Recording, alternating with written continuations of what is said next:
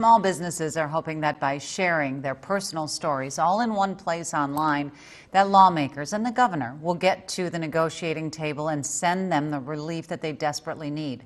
Hospitality Minnesota put together a YouTube channel in support of businesses and encouraged owners and employees to make and record their own videos about their story since COVID-19 hit this state.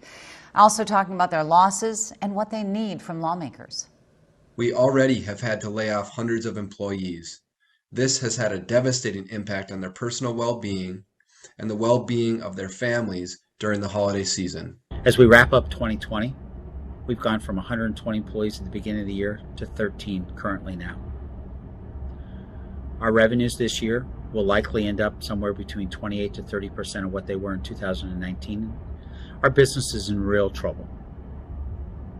Our next 6 months as an industry are going to be make or break months for my hotel and for many others. Since 1995, I've paid in about $5 million worth of sales tax to the state of Minnesota.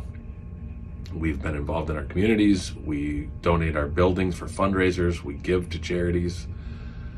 Back in March, the first shutdown, we had to furlough about 90% of our employees. Second shutdown, we're doing the same thing. Ever since being kicked to the curb or curbside, we're not able to sustain this. We were built for a sit-down restaurant. We weren't built for takeout. We've adapted. We're doing the best we can. We're looking for any relief possible, anything we can get through grants or sales tax forgiveness, emergency funds, whatever. Liz Remmer is the president of Hospitality Minnesota. And Liz, putting all these videos in one spot, hearing all these small business owners, seeing their faces, and really being able to hear the emotion makes such a huge difference. Well, that's right, Betsy. This is a really caring group of people. You can hear it in their voice, how they care about their people, their business, this industry, their communities, and they're crushed. They're financially crushed, they're emotionally crushed, and they're tired. They have been extraordinarily resilient throughout this entire 9 months. They have been resourceful, and they're out of gas. You can hear it. They're desperate here. They really need our help. They need a bipartisan effort at the state capitol right now to put money in their pocket, or there's going to be no hope for them. Large group to belong to, like Hospitality Minnesota, where they can come together, can receive the support, and as a group, they can lobby these lawmakers in this way. And that, I know, is the purpose, because I have listened to a number of these videos. Some are appealing to lawmakers as a whole and policymakers, but there are some who are calling out the governor specifically as I'm not going to call out the governor or a party or anything. Lawmakers get to keep their jobs, those who have been reelected, right?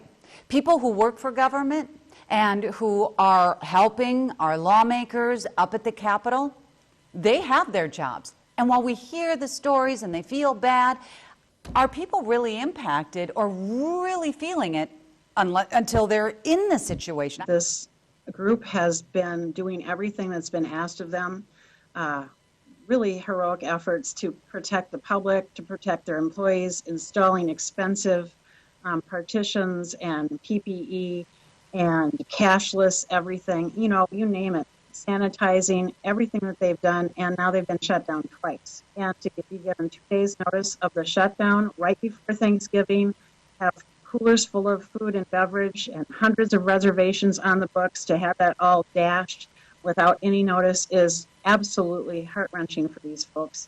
And they're desperate. They need help. Talk to me about what they're asking for, because each and every one of them are very specific and they're all echoing each other. They don't need a loan. No, loans aren't going to be helpful at this point. While that could be a tool in the toolkit, right now they need a check in their hand. They need some money. They need help with paying their ongoing obligations, which don't stop. Even if your revenue has come down to a trickle, you still have obligations, rent to pay, insurance to pay, all the things that come due, as we all do, every month. I just talked to a small business owner in Pine Island on Monday, and he specifically was talking about property taxes and that he doesn't want to pay those property taxes because he hasn't been able to be open enough to make any revenue. He says, like so everybody else, they understand the need for these property taxes and the need to pay them. They cannot afford the property taxes. So expand on that a little bit. You're more well-versed in it than I am.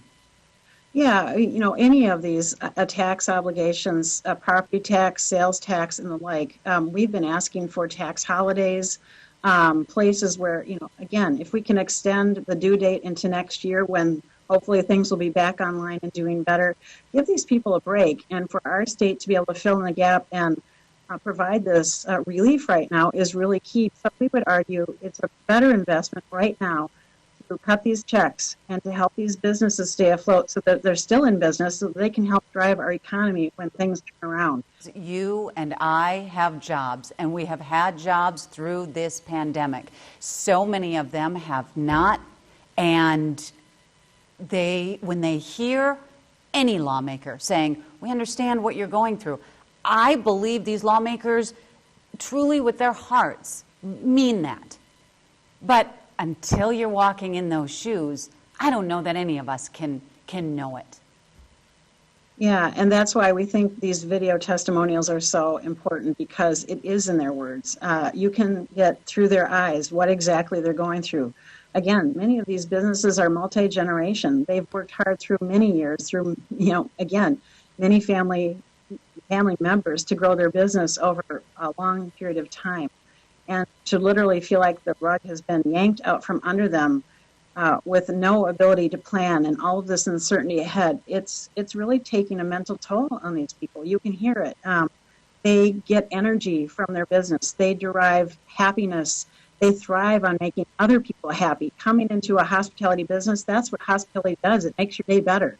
And you usually go out for a beer or a meal because you want to relax. You want to maybe get something off your chest and have some fun.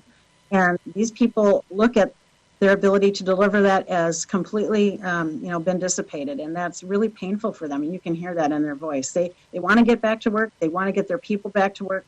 They want to have their business. They want to have their family life. They want to have what all of us have. So again, we really feel it's important for all of our elected leaders to come together quickly and help these people. I hope it helps. I really do, Liz. I will speak with you again in the coming weeks, and let's hope that it is about some good news. Well, that's right. I hope to join you at a happier time because, this is not it, and we want to see a better future for everyone. Thank you, Liz.